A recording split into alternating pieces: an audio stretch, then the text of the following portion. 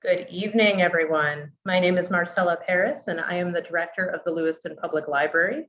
On behalf of the library, Bates College, and MAINE Community Integration, I'd like to welcome you all to this evening's program.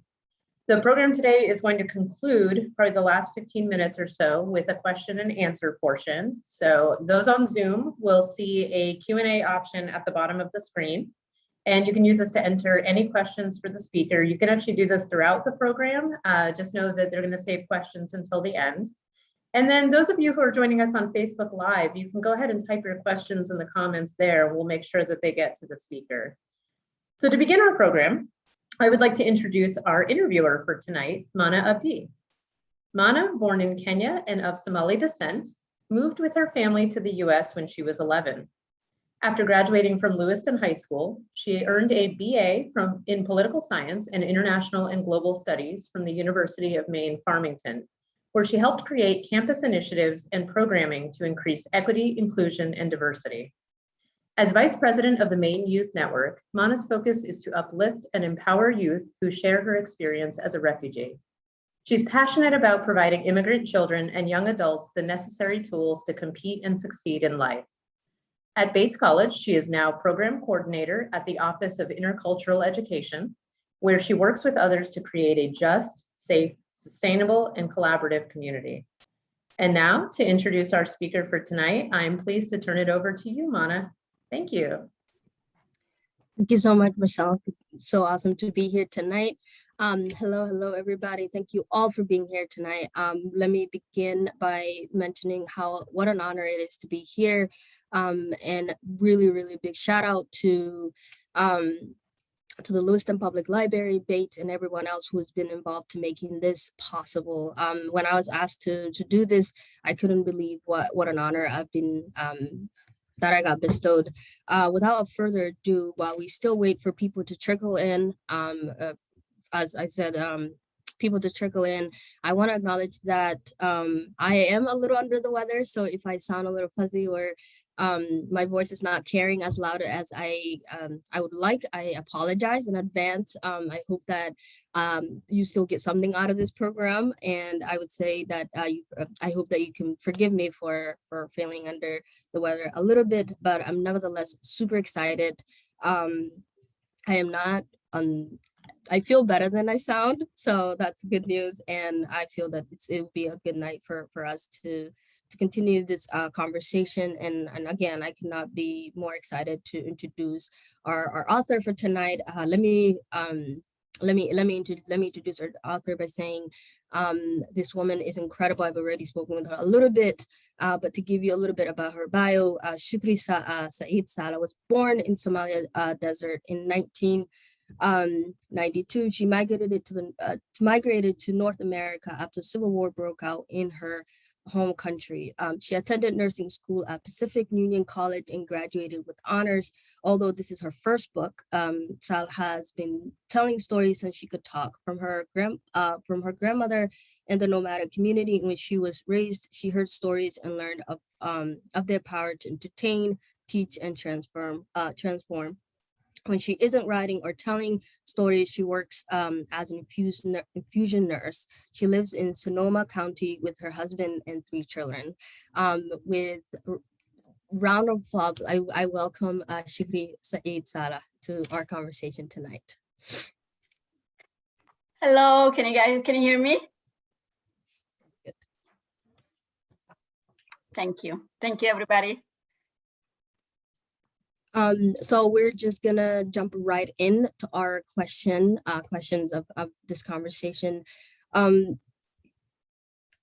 you introduced the readers to Somali proverb, which says, when an elder dies, a library is burned. Tell us about your family oral storytelling tradition, and why was it so important to tell us your story now? Thank you. So first, I want to thank everybody who's joining. Thank you so much. And I want to thank Lewiston Public Library. I am so honored to be here really tonight. It is in Sonoma County. It's rainy and the sun is just coming out. So we're having a different kind of weather. So Mana, I thank you for doing this. I really appreciate that as well. You were asking me about the oral tradition. Was that it? Yeah. Yes. Yeah, I was like, I don't know if everybody who is here read the book, but I am a daughter of a nomadic mother and a well-educated father. And obviously, like I talked about in the book, my parent over my destiny, my nomadic mother really wanted to give me as a gift of labor to her mother, excuse me, my grandmother. And she was very adamant. In fact, I heard they almost get divorced over it. So the good thing that really come out being given to my grandmother is a deep culture that come with it.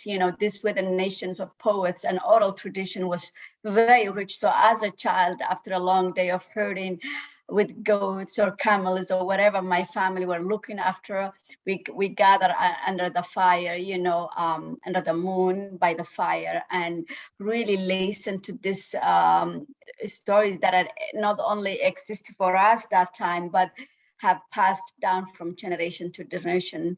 So I am very grateful of that culture that it bestowed upon me. Yeah, thank you. And within that, you touched up a little bit about being sort of sent away to your ayaya, and that is very common sort of thing in the Somali culture that I've noticed. I was sent when I was about 6 or 7 to my older sister, and basically grew up with her until I was until we got shipped to the US. Yeah, Can you touch upon a little bit of that sort of commonality, that trust that seemed to sort of go with everywhere that you go? I think you're right. But I think it threw a little bit of people. Usually people were sending from, in my experience, from a nomadic world to the city, if you remember, and to get an education. But in my case, what made it a bit unusual was I was taken from finishing the first grade. I was taken from school and family to be sent to, obviously, my grandmother, who was very connected to us, and whom whenever school closed or it's a rainy season in the desert, we used to go to get fat and healthy.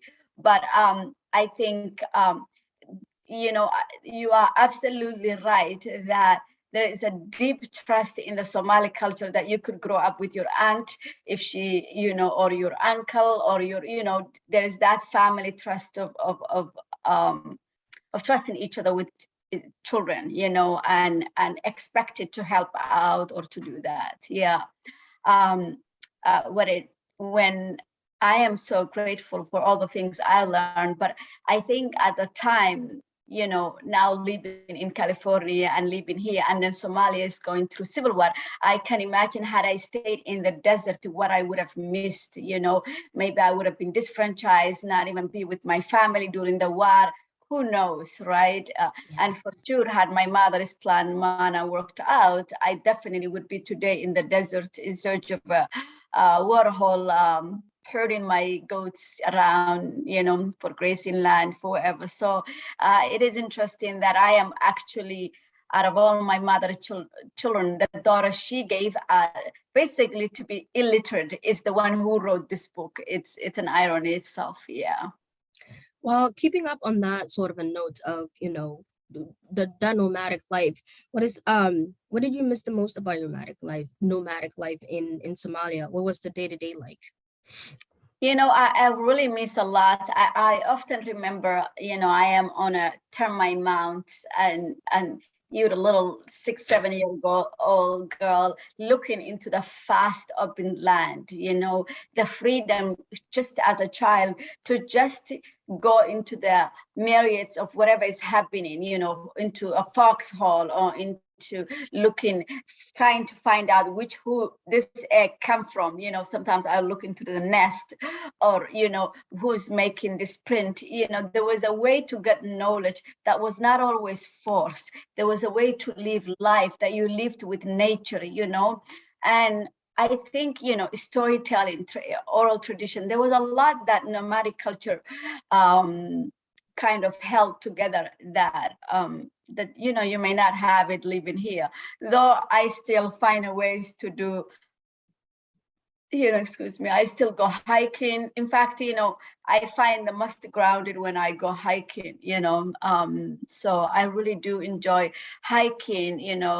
I still watch birds. Birds were my thing as child, and even now, you'll see me just watching the way they glide, the way they windsurf. So maybe I'm a little bit weird in that sense, but I'm very central with nature even today.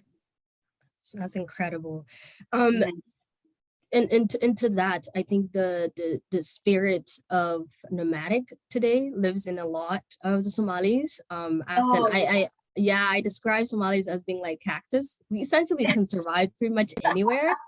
Honest to God, we're everywhere, and you can find us everywhere. And spirits, and even myself, who have never really lived in a nomadic life, we ended up. It is in your DNA. It is in yeah, exactly, in the DNA. Yeah. Can you touch up on a little bit of that, and how have you noticed that seemed to be the spirit, even though it's not very, nomadic, that the way that in which we envision today, that do you see that being occurrence in a lot of the Somalis you do come across all over the US and other part of the world? Yeah, Somalis are very interesting. They are always in the move. For them to just take whatever they get and move to another state, to take whatever they get and to move across. It's never a problem, problem. And I think how some people, when they have to move, there is this thinking behind, oh my God, how is it gonna be? Even now I'm trying to move, and I'm, my daughter's like, Mom, I just started high school. There's so many people involved in that decision, but I find them, not only are they people who can just pick up their thing and just move on to another state just like that, but also I notice, they're very resilient, even when I was watching this pandemic and all of this happening, we have found ways to kind of always, because we were always adapting. A lot of the Somalis, Mana, they lived, by the time they arrived in the United States, they have lived in many other countries. This is not the only countries they arrived. So I often tell people, and they're learning language. I'm actually now working on a book that pulled me in recently. And when I was doing the research for the book, I'm talking to all of the Somalis that left from not only Somalia, but the jungles of Tanzania, they go through Mozambique and Zambia, and then end up in South Africa, and all the languages they were learning. I have forgotten that people of Mozambique speak Portuguese, because there are two African countries that actually was colonized, and that is Mozambique and Angola. They do both. So I just excavating this world, and how they are telling me, oh yeah, we had a connection. I said, well, who were you? Who was translating the language? Oh yeah, there were Somalis speaking Portuguese. There were Somalis speaking Swahili. We are so agile, so adaptable. It's just, and we just, we just move. I thought I turned off my work phone. I'll do that. Give me a second.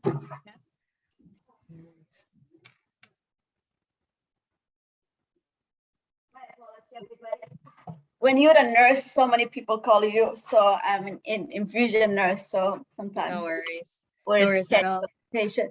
But yeah, to me that is amazing. There are even Somalis coming through all the way, and I have to apologize, like you, Muna. I have this migraine that's going through that I'm trying to say, we're gonna do this. There are people coming, and we're gonna do this. So I'm fighting with a migraine that's trying to attack me on my left side.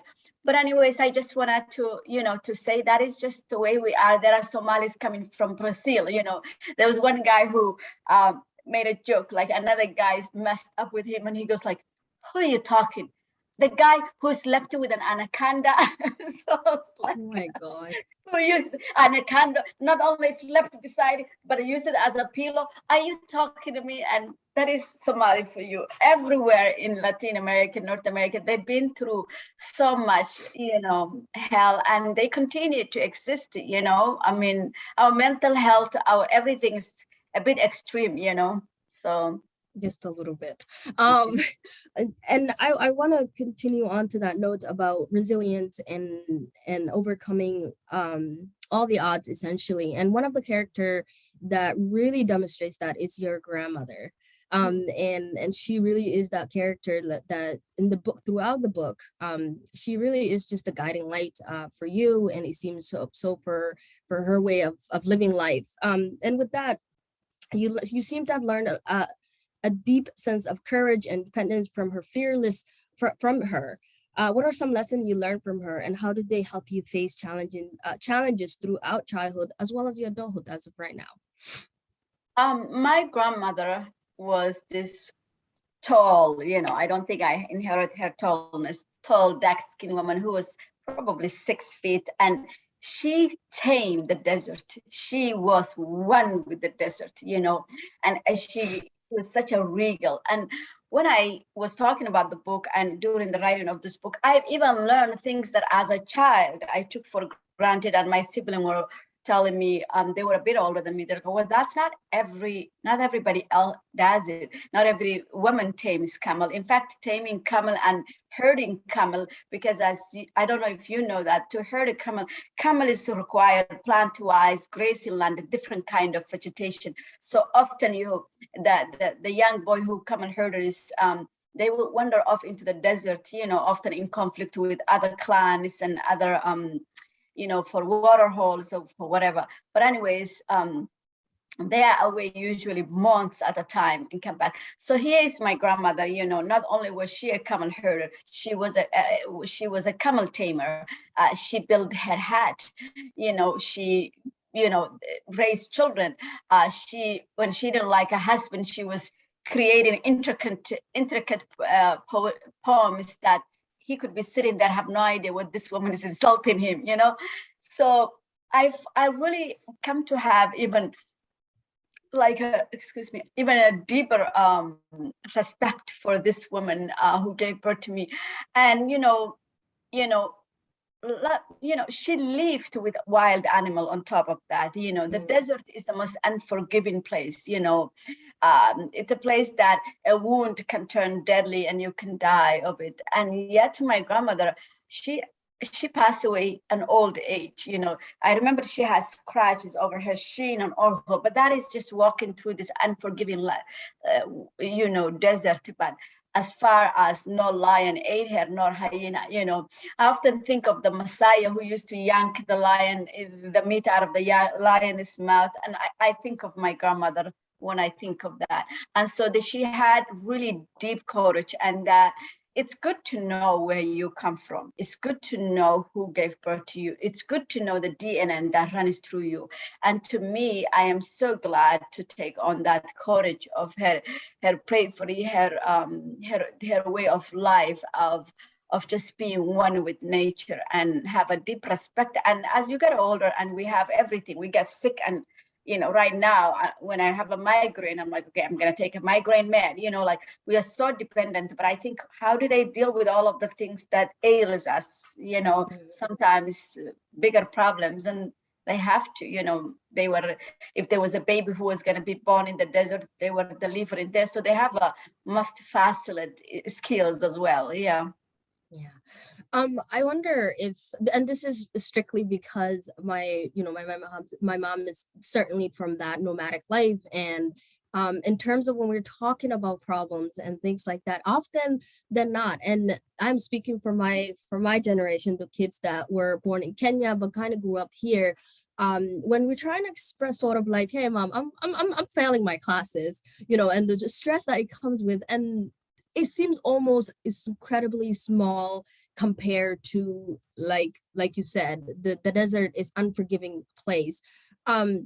Nevertheless, right, problems are problems no matter who's facing and where it's being faced.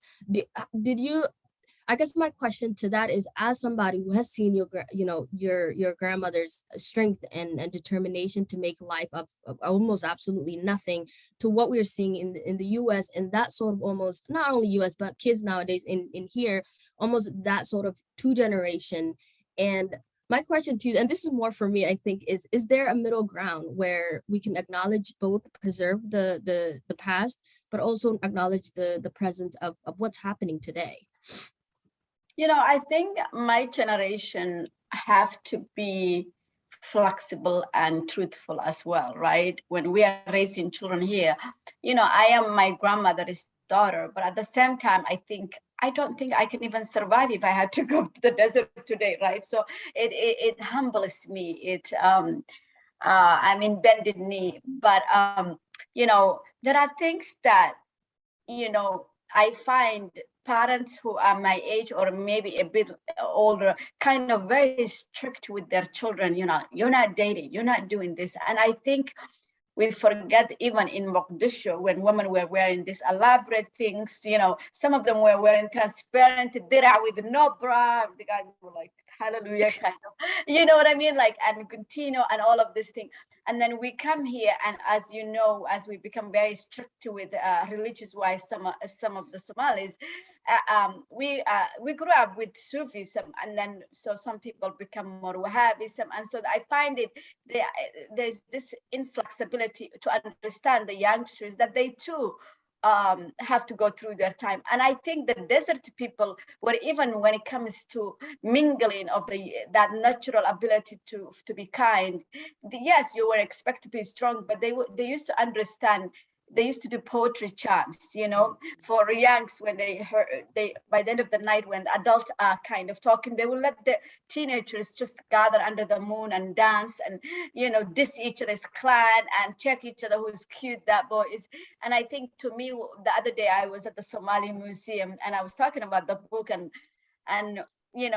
obviously the book is available everywhere, and I was telling the Somalis, and hey, you Somalis, the book is available 2 blocks from you, but like I'm selling a sour milk, I better bring it here to the Somali Museum for you to get it. So when I was teasing them, I told them, this book has a lot about the nomadic life, about the way of life that your parents lived, despite what they tell you. And the boys I kissed, and they were like, whoa, so they were really humbled by the honesty, what Somali mother admitted to a boy she kissed, so to them, they were like, wow, that can be happening.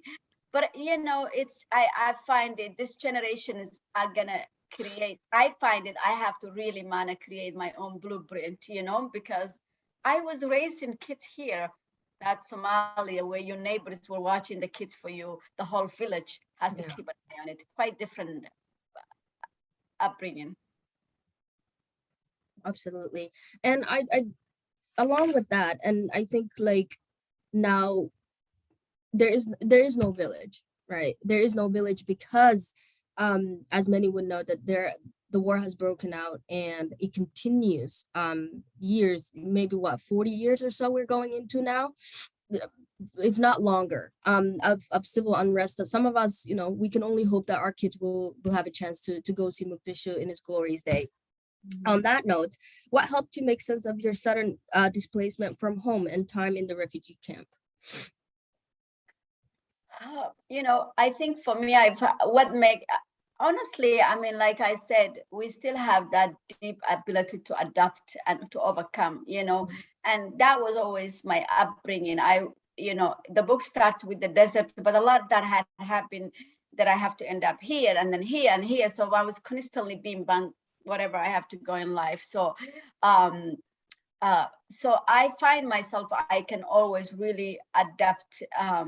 But that doesn't mean we don't carry the trauma and the wound. I still have nightmares that if I watch scary movies, like everybody makes fun of me sometimes, my sibling, my husbands, they will say, oh, let's watch another Bugs Bunny now. Mom is not going to allow anymore other than a cartoon. And I find it, the movies that are even getting the most attention in Netflix are the most violence movies. And I'm like, I cannot tolerate that. So I find ways to take care of myself is always, either read books or stay away from it. So it is tough, but I think, like I said, it comes back to that ability. Hopefully I am answering the question. I can see the migrant letting in some of the question. Was it about how you adapted it? Yeah.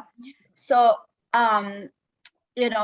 it is tough, but I find myself, pandemic was a very big adapt. I'm working as a nurse, the books, I'm doing the last edits to the book and all of that. And, you know, I am a social person who used to gather people Fridays, like a bye kind of Friday. And then that went out of the window and I started hiking on my own, where I used to hike with friends. So you adapt. It doesn't mean you like it sometimes, you know, like I don't really like socially we are. The research will one day come out. Before even this pandemics, we were talking about loneliness being a big things. And now, oh my God, with the pandemics, I'm wondering how lonely even we are getting. I feel so sad for all of the children that are being born. And I think, I don't know, there is a sense of sadness sometimes where this is gonna all lead to and what will become of us. This life was already tough for a lot of people. And not everybody have this unit or family. And I find as a young mother, it was very hard when I didn't have the support of a lot of, you know that when you give birth in Africa, 40 days, you are getting all spoiled, you know, you don't have to move a finger even. I still wanted to move a finger, but don't want to get a cloth only, but I still, like, I would have benefited a lot of the help, you know, that I went through. I remember getting infected, getting both my breast and down there. It's just like, it was like I needed help. And I think that's why people support postpartum mom. It made sense. And yeah. And that's actually beautiful segue into the next question that I actually have for you, which is that, you know, like there are quite a few women that you talk about in your book, and they seem to very much play very, very crucial role to who you are today, whether it be positive or negative or whatever they may be in the book. Women seem to live very like a complicated life, from your to your mom to those who spoke out and those who haven't spoken. And they're often both subjugated and, like I said, as well as strong, navigating expectation and stereotypes while finding ways to make space for themselves. What Absolutely. kind of portrait were you trying to give of Somali women in this book?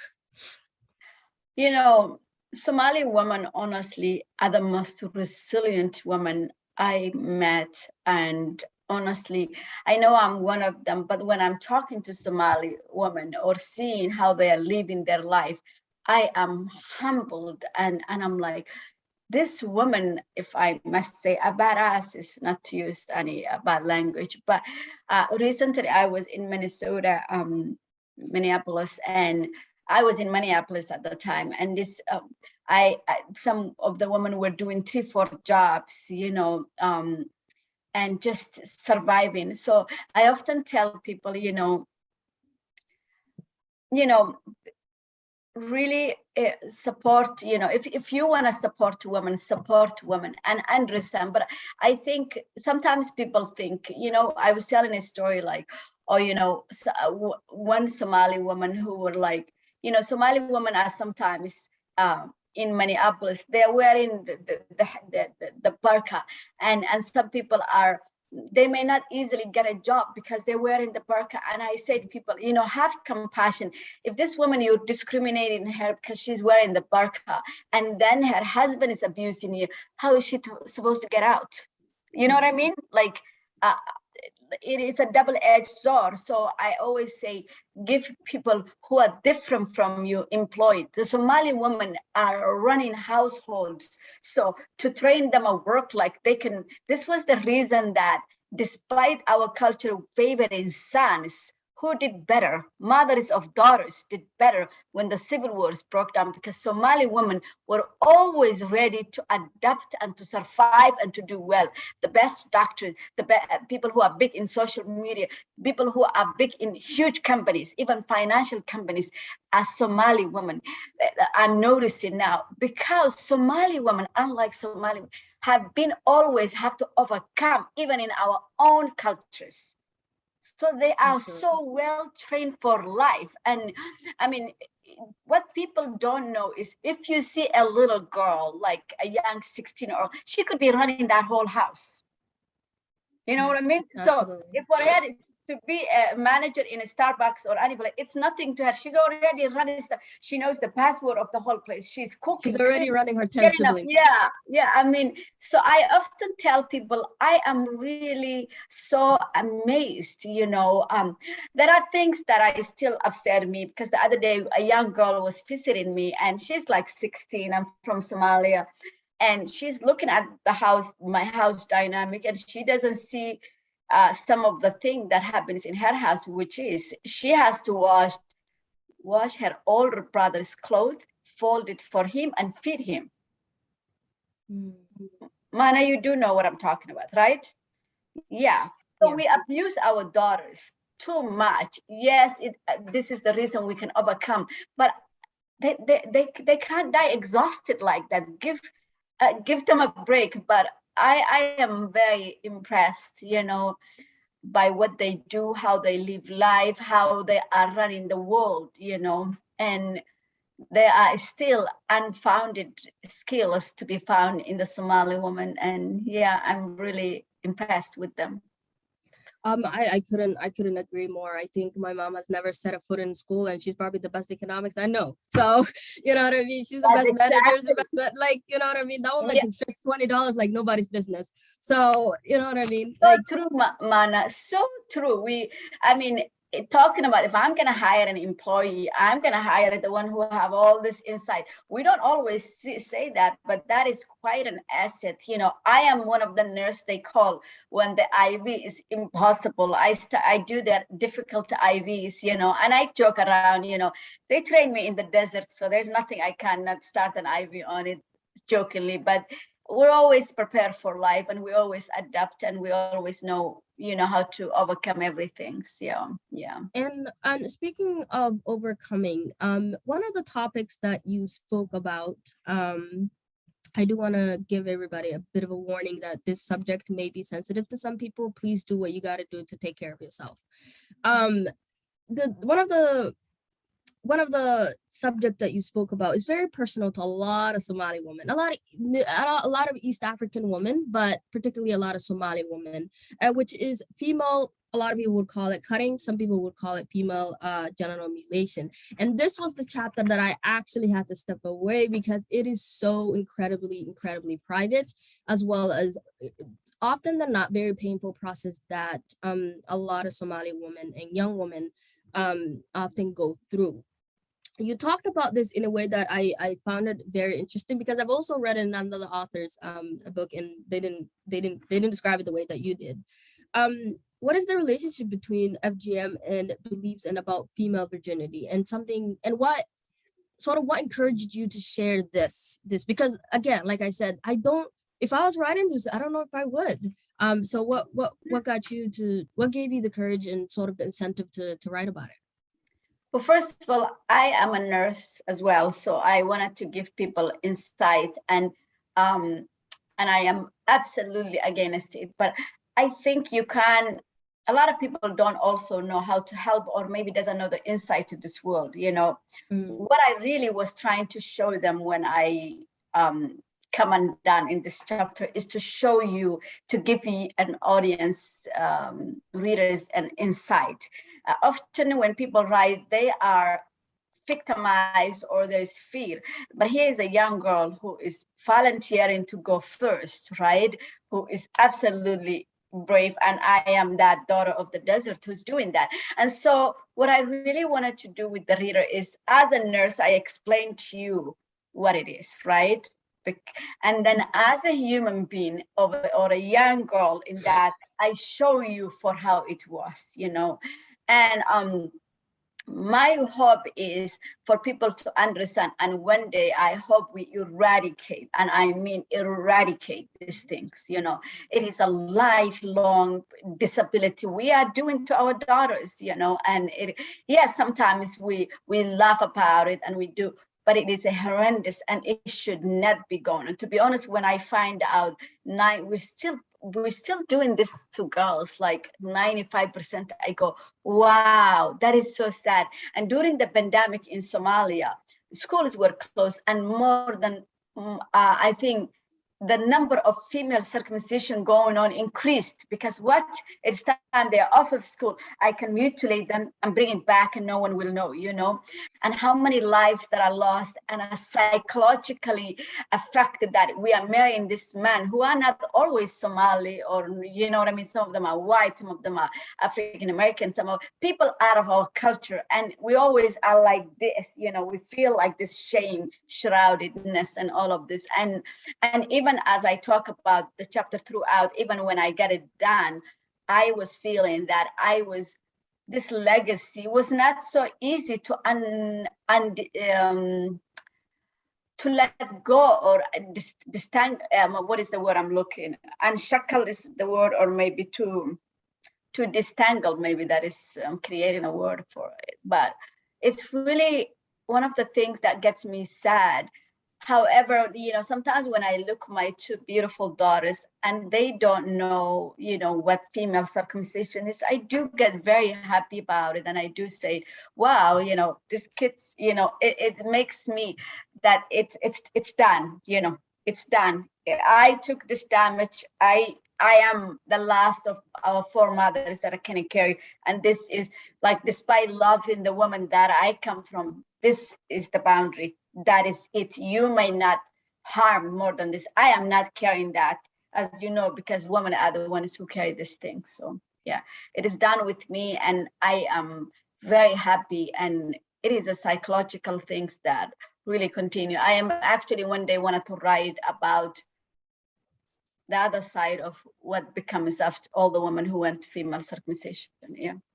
I can't wait. And I think education is possible, you know, like, you know, as much as our community is conservative, I think once we have to have the difficult conversation of making sure people actually do acknowledge and see the amount of hurt that this has caused, and continues even long after that child is not. Honestly, we don't, there's an intimacy issue. There's a lot of damage that continue. I swear, like, I'm like, what is horrible shouldn't continue, you know, and I hope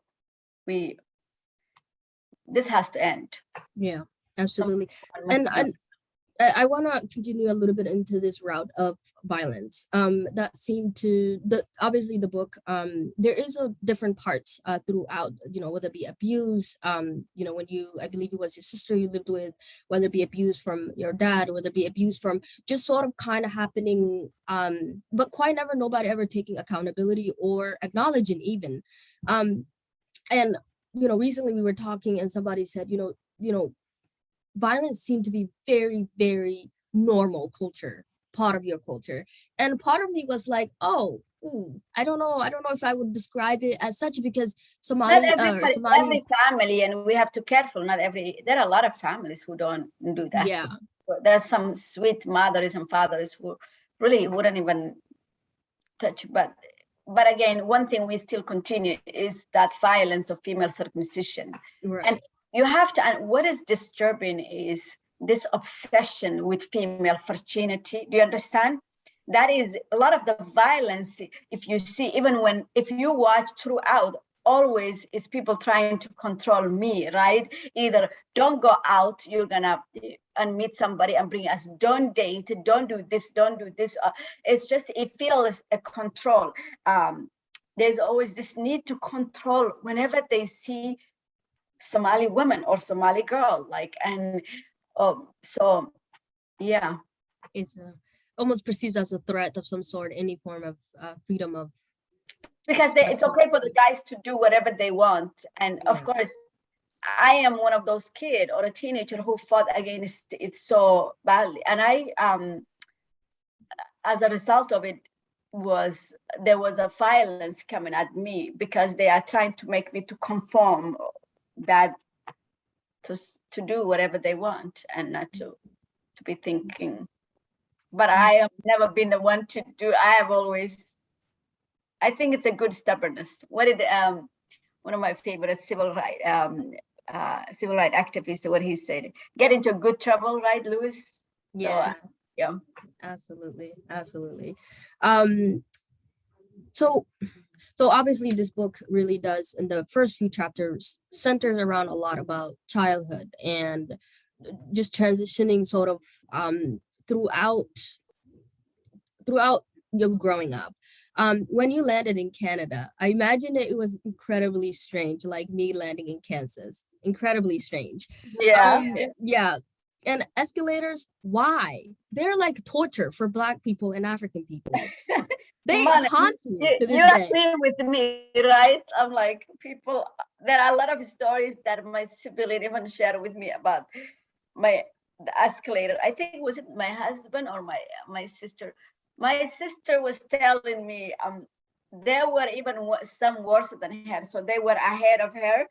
And when they got to that, where that part where I'm talking about, the metal is going like this to you with sharp teeth, I'm like, I'm going to hit you. They picked out, and they all landed on top of her. It's just like, I think we also overstep, overbreak. You know, I mean, there is a lot of stories of. There's a story my husband told me about the Ethiopians. You know, watching people how they getting on the some of this guys, they coming from Addis Ababa, and you know, I don't know what was their situation. All I know is they were fresh off the boat like many of us, and they are watching how people are getting onto that escalator. And so, you know, people are getting on. So some guy nonchalantly just touched. I mean, you know how you do things. You know, it doesn't mean that is the way to command the escalator. But all of them start hitting as they got on. Just thinking, perhaps this is the way to activate. I remember laughing. There is so many stories of immigrants trying to figure out. There was a young boy that I took him in when he was 17, and he was the cutest of. Today he's a assistant manager to UC Davis or something. I mean, the boy just took off like a genius. But early on, he will do funny things. So one day he asked me, "Shugri, drop me in the library." So I dropped him at the library. And when I picked him up, he was kind of freaked out. I said, "What happened?" Well, he went into a room because he can't think a library is this big, right? So he went to somebody's office with like that had bookshelf. And he just started going through. Imagine you are sitting in your office and this young Black guy comes in, 18-year-old, and it's going through your books, and you say, "Can I help you?" He goes like, "No, I got it." He say, "I got it." And they waited. They finally told him the main library. He went to the main library, and then in the main library, he went into the little office in the main library. Surely it cannot be. And when he got out, when he was finally done with everything, he exited in the fire exit, you know, the back door, and the guy is getting mad at him, insulting him, and he truly didn't understand he was breaking all this. So I often say, be patient with people. We're just figuring out life. I mean, supposedly you're gonna be so confused if we drop you into another planet, you know. Really, it truly is like being landed in another planet and having to learn. I'm like, first of all, I'm landing and I see it's the mountains and mountains of winter, cold, and I'm like, I'm supposed to survive that, like live in that.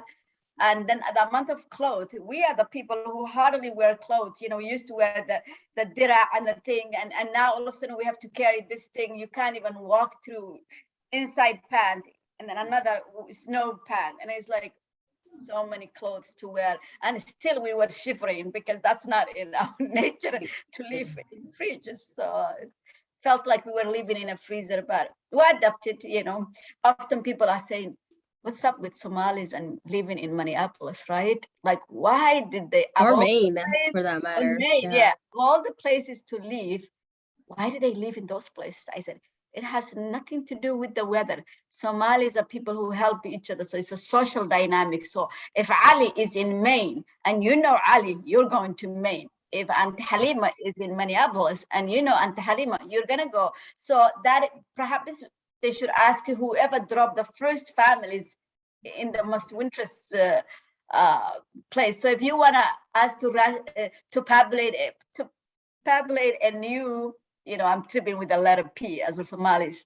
If you want us to populate a new place, inhabitant, just drop one Somalis and we'll all show up. One seed and now that's all it takes. It really, it truly. You know, we know how to show up. Yeah. I mean, I think some people would always be like, hey, what, like, how did you find yourself in Maine? I'm like, I didn't. My mom thought there was some cousin who lived here. We don't even know. And the next thing you know, we were here. So Yeah. I think people, this will hopefully people give a sense of an idea that like, often than not, we just kind of, I don't know, follow one another. Yeah, we But really are, because we help each other. Even in the desert, you know, when you travel, you come upon a hut, they have to give you food or some water or something. They have to give you the layout of the land. They have to say, hey, those are the lions living there. And when you see the big tree, you are closer. When you see the duduma, what do you call it? The termite mound looks a certain way, you are getting closer. So, you know, that's how we were all our life. So definitely, yeah. Like I said, if you want us to populate a place, just drop one Somali there. all right. Well, we are just about 15 minutes from the program closing, but before we do that, I do want to ask, what are some program of support that communities can offer someone who is new, someone who is just, you know, just trying to figure out the escalator, you know, just trying to figure out life, just trying to figure out the stove, things of that nature. You know, I think you'd be surprised some of the basic thing people are struggling, like, you know, paperwork's a headache, you know, help them with paperworks. And it helps when somebody's filling up and talking to you. I mean, when you see some new refugee come next to you, offer them, you know, offer them that friendship, offer them, you know, welcome, help, make them welcome, offer, you know, ask them what they need help. A lot of times it's paperwork that are troubling them, or they may need, they don't know how to drive, or you can drop them to whatever, the library or to they don't know resources that are available, you know. So there is a lot before you can even offer them anything. That basic things you can do. Make sure you know, if your kids are friends with them, and you know, a lot of things people can do honestly to make somebody very welcome. Maybe go with that escalators and show them how it's done. You know, they're often intimidated. So when is the person trusts you that you are really kind to them, they may give you some good foods too. You never know. You never know. We make very good, we cook well. Absolutely. I do want to ask this one last question before we start answering a Q&A from the audience. What do you want readers to take away from your story, from this book?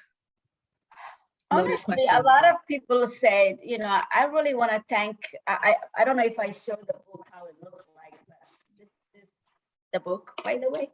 Yes. Last Nomad, and I think from the background they can see it. I mean, it is, to me, I really, like I said, I didn't want to die with all of this knowledge. It really gives you an insight.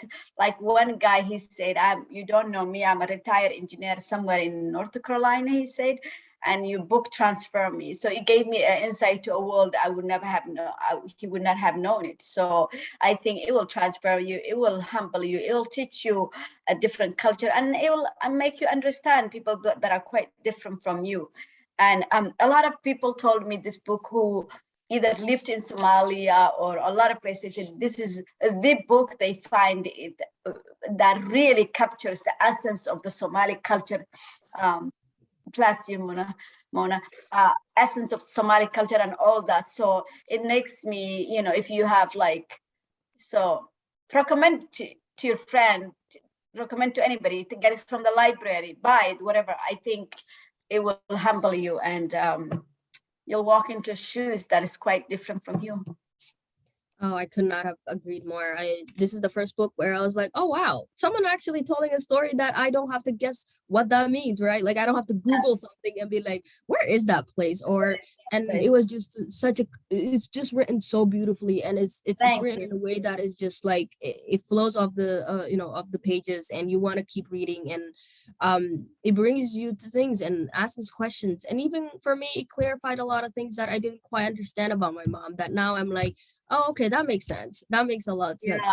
Yeah, this is really, that is so true. I mean, you were young, so you don't know the world. We speak about it or been through. And I actually find a lot of your generation say, thank you so much. I now understand my parents' world, you know. Yeah, it definitely made the gap a little bit less bigger, a little bit more smaller between our generation and because you're always curious, right? You're curious, and the language sometimes can be a barrier. So trying to get that your parent to tell you the stories, and sometimes you don't want to be invasive too to their privacy, to the things that they've gone through, the things that they have felt. So any of you young people who are in here who are about the same age as me, read it for the sake of better connecting with your parents. So I'm gonna just jump right into the Q&A. Yeah. The first question or the first statement is, hi, thank you so much for talking to us tonight. Your book looked absolutely incredible.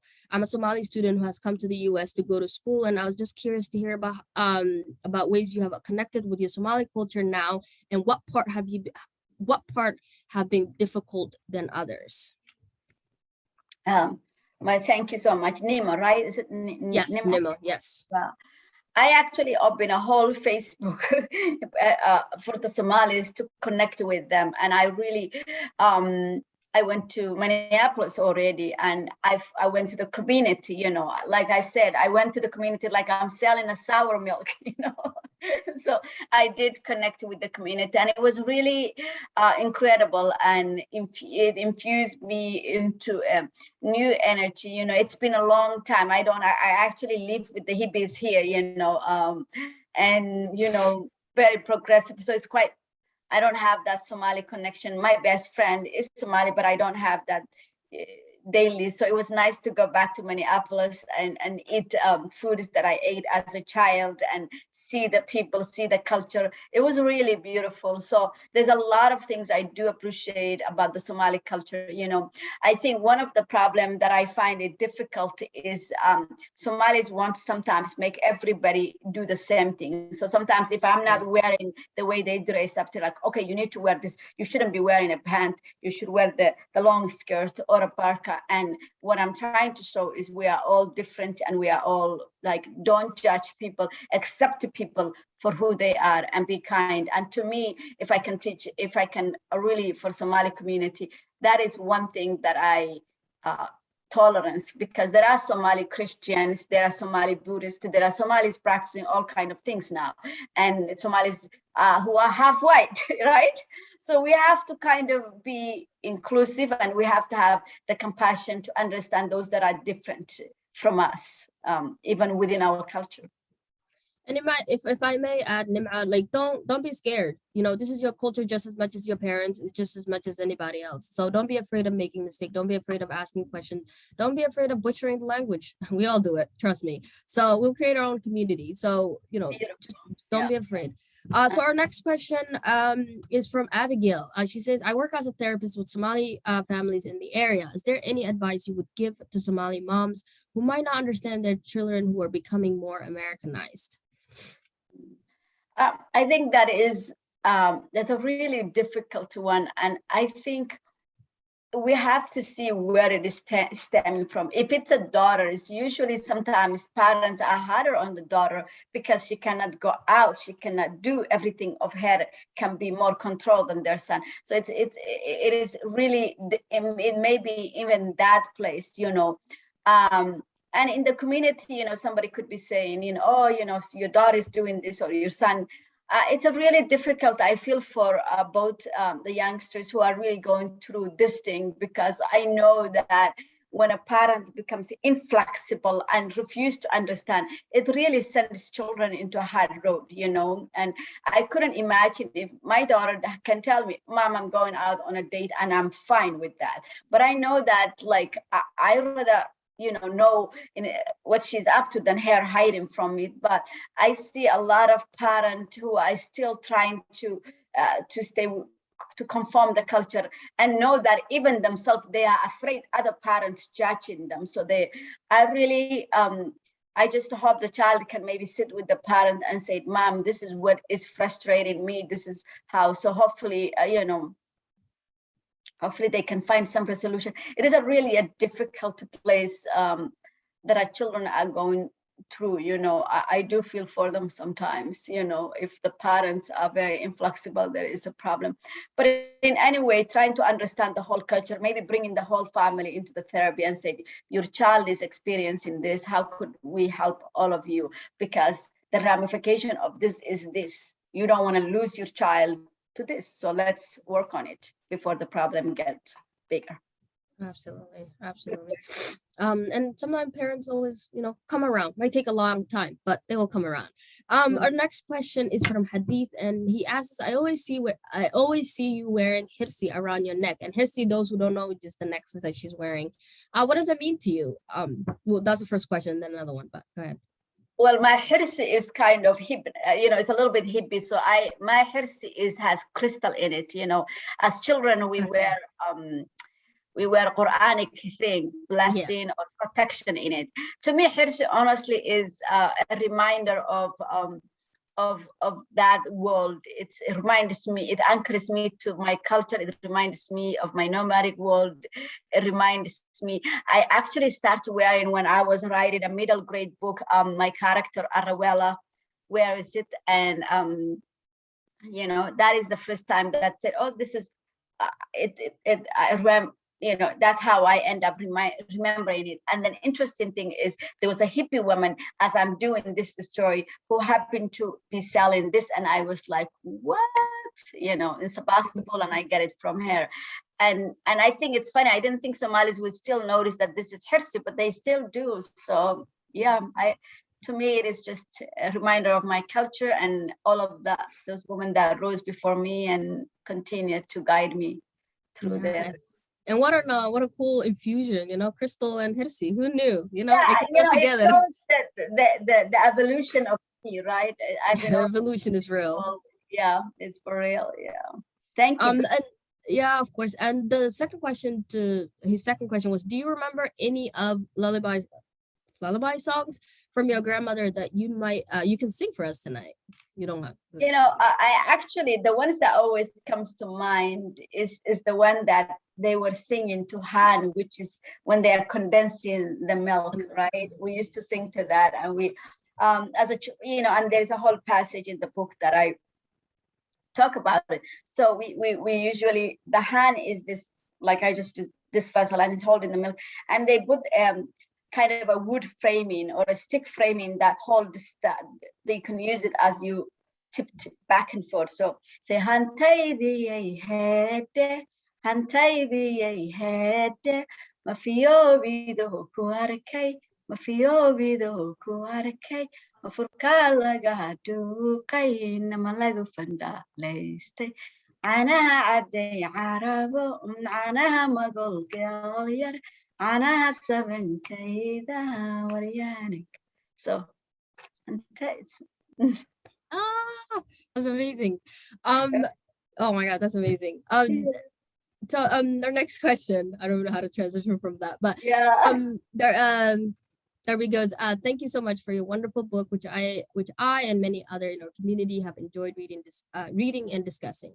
Here in the Lewiston Urban, we're now preparing to welcome new refugees from Afghanistan. What advice do you have for us as we get ready for this time of transition? You may have So what advice would you have for? And we just talked a little bit about that, but. I think for them to have patience for themselves, because it's a difficult time. I honestly remember looking at almost I bought a cat food, thinking it was a tuna. There is a confusion. This is why it comes to your neighbor being helpful.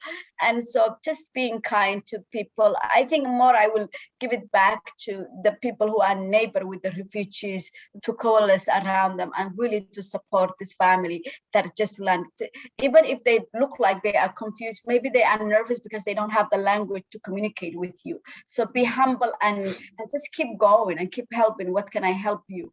And eventually that they'll trust you and you can take them. But I do know that for the family, I was really heartbroken when I was seeing what was happening in Afghanistan. Afghanistan mimics a lot like Somalia, sadly. And it reminds me, they have the Taliban, we have Al-Shabaab, they're killing us, those guys are killing them. Their women go through hell and back, Somali women similar. So I do really feel like that's one nation that really reminded me of Somalia. And sometimes it fills me with dread when I see that Taliban, because I have a dread of, I'm very frightened of those the Al-Shabaab too. So really, I would say it is a culture shock, and it's something that will take them years and years. So for them to have the patience for themselves and to find out what resources that are available for them, they may not know that, especially in America, you need a healthcare system. In Canada, it was a lot easier because the healthcare was universal. The poor and the rich both have the same healthcare, but in America, I find out just spending money on your healthcare system, when you're sick, can land you as homeless. So absolutely. I know we're just on time, so unfortunately, I don't know. Thank you answer so much. Yeah, the question or not, but thank you everyone for this amazing time. Thank you so much, Shugri, for taking the time to talk to me, and thank you for granting me this honor to actually be able to speak with you all. Oh my God, I am so thankful. Thank you, Marcella. Thank you, Lewiston Public Library. I am really so touched. Thank you so much, everybody that participated. Really, please do get the Last Nomad out there in the world. Yes. Become my little village and get it, and you will enjoy it. And I'm hoping that one day to stop these female superstitions. That's one of my hopes, and to help refugees. So thank you so much. I really appreciate everybody tonight, really, from the bottom of my heart. Okay. And on behalf of the library and Bates and Maine Community Integration, thank you both. This was an amazing conversation to listen to. I know we couldn't get to all the questions, and I want to be respectful of both of your time. So I'm sorry to cut the program short, but I am seeing that a bunch of the questions that are coming in are actually people saying thank you. So thank you again for sharing your time with us and your words through your book. I'll mention to echo something you said earlier, that the book is available through the library here in Lewiston, but also other libraries around the state. So if anybody has not yet had a chance to read it and would like to, by all means, reach out to us and we'll help you get a copy.